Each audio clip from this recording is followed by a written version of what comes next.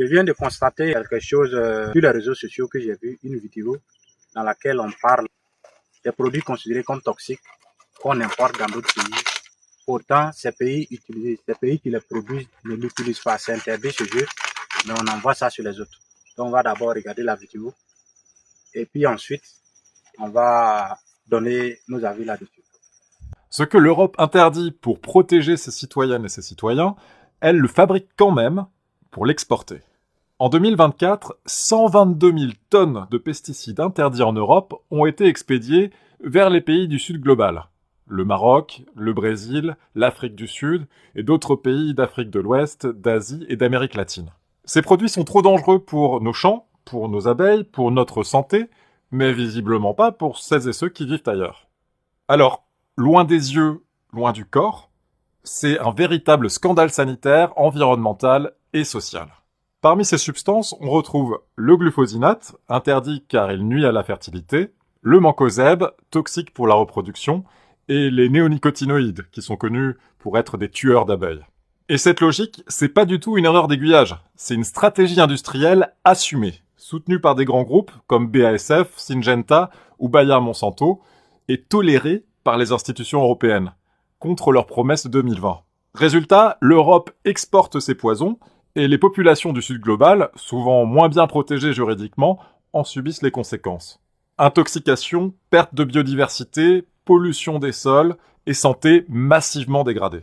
Donc il s'agit des produits phytosanitaires qu'on utilise pour faire nos différents traitements sur nos différentes plantations.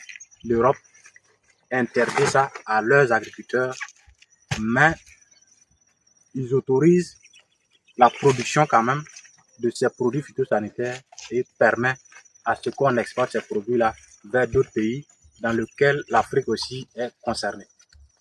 Donc ce sont des produits qui contiennent du mancozeb et du néonicotinoïde. Le mancozeb, il détruit un peu le sol. Le néonicotinoïde, c'est un produit qui tue beaucoup les abeilles. Pour ceux qui ne connaissent pas, les abeilles sont les plus grands responsables de la production agricole, c'est-à-dire la pollinisation des fleurs. Sans abeilles, pas d'agriculture, tout s'arrête. Si les abeilles meurent aujourd'hui, nous allons tous mourir parce qu'il n'y aura plus de pollinisateurs. Donc, eux, ils interdisent et puis ils nous envoient ça dans nos différents pays. Et quand on va les utiliser, on va faire les traitements, on va faire les trucs sur nos différentes plantations. Ça va tuer d'abord nos sols. Ensuite, ça va réduire nos rendements, ce qui va faire qu'on sera beaucoup plus dépendant. Et en fin de compte, nous irons encore importer des produits, des denrées alimentaires venant encore de ces pays-là, parce que nous avons déjà détruit nos sols, tué nos abeilles, donc on n'aura plus rien à récolter. Donc, pour entrer encore plus en profondeur, il fut un moment où, lorsqu'on produisait nos différentes aubergines, nos gombos, vers les années 2000 jusqu'à 2020. Depuis ces moments-là, ces années-là, quand on produisait, on n'avait pas le problème de jaunissement des plantes. Mais on a constaté que vers 2021, il y a eu des nouvelles semences qui sont arrivées. Je ne dirais pas des nouvelles semences comme d'habitude, mais ces gens de différentes années-là, cette année 2021, là, ça fait que les jaunissements étaient très très élevés. Donc ça fait que depuis les jaunissements sont arrivés, on ne comprend même pas pourquoi c'est devenu comme ça. Mais au finish, on a fini par conclure que ces virus-là étaient peut-être inclus dans nos différentes semences, puisqu'on est aussi dépendant dans les semences pour faire notre agriculture. C'est-à-dire, quand ils vont décider de ne plus nous envoyer leurs semences, nous n'allons plus pouvoir être autosuffisants en agriculture, pouvoir produire et puis gagner. Ça ne sera plus possible, quoi. C'est-à-dire, on va mourir plus tôt de ça. Donc, quand les jaunissements ont commencé, on a essayé de traiter, on n'arrive pas à gérer. Depuis ce jour jusqu'à aujourd'hui, les jaunissements ont continué. Peut-être que ça continue, ça a commencé un peu avant ça, mais à partir de l'an 2000 jusqu'à 2009, 2010, 2015, il n'y avait pas de problème de jaunissement de plantes. Mais ces dernières années, on voit ça, on constate beaucoup. On a vu aussi que parfois, il y a des maladies que nous-mêmes, on n'arrive pas à comprendre, que nous subissons dans nos différentes plantations en Afrique et qu'ailleurs, les gens n'ont pas ce genre de maladies. Pas parce qu'ils ont plus de produits que nous, mais il y a des règles et des produits qui sont interdits là-bas, qui permettent de préserver la biodiversité que nous, on n'interdit pas chez nous.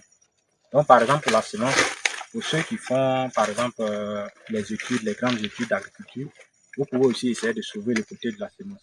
Ou bien encore, si vous pouvez aussi faire des recherches, faire des études, pour pouvoir produire aussi des produits phytosanitaires qui peuvent aussi nous aider dans nos différentes plantations en Afrique. Parce que bien évidemment, pour être autosuffisant alimentaire, il faut qu'on soit indépendant en semences. Il faut aussi qu'on soit indépendant aussi dans les produits phytosanitaires. Donc nos ingénieurs, nos étudiants peuvent aussi se lancer dans ce genre de quête-là pour pouvoir aussi apporter des solutions. Parce que on est aussi en Afrique, il faut qu'on arrive quand même à innover et à créer. D'abord, pour ce qui concerne la semence, on va vous donner un petit exemple. Voilà, je ne dis pas que ça marche à 100%, mais je vais quand même vous proposer. On va utiliser par exemple les aubergines locaux, généralement très résistants, et aussi généralement ça dure longtemps. Quand tu repiques une plante d'aubergine locale, ça peut durer 1 an de production sans problème. Mais les variétés hybrides, généralement c'est 2 mois de récolte et puis c'est fini.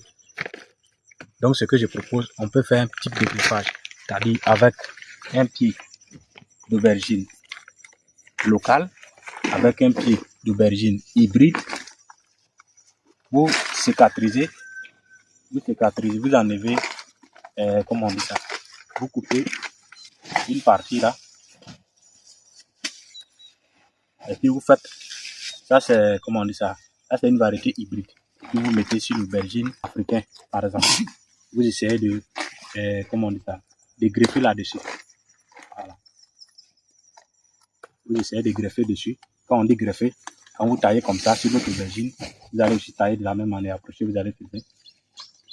Vous allez aussi tailler de la même manière pour faciliter le croisement. Voilà. Donc ça va faire un croisement. Et puis vous allez mettre dessus. Et puis maintenant vous allez enrouler avec un sachet. Vous allez tenir, mais vous enlevez les feuilles. Donc maintenant tout ce qui va continuer ici, ça va créer un union unique. Et puis ça va le faire pousser. Les fruits que vous allez récolter ici, vous les conservez très bien. Et puis vous faites une semence. Ça va donner un F1 de variété locale plus variété hybride. Donc ça fait une nouvelle semence. Parce que les hybrides, généralement, quand tu enlèves les semences, tu ne peux pas les réutiliser 2 à 3 fois. Donc quand vous allez peut-être faire comme ça, vous pouvez obtenir des résultats. Je ne dis pas que ça marche à 100%, mais ce sont des propositions pour ceux qui sont dans ce domaine, qui sont un peu scientifiques, qui font les grandes études d'agriculture, et aussi apporter beaucoup de solutions pour pouvoir nous aider aussi dans le domaine agricole. Donc, j'ai vu que c'est un problème très récurrent, que vraiment, nous aussi, on peut vraiment essayer de voir dedans et puis pouvoir aider nos agriculteurs.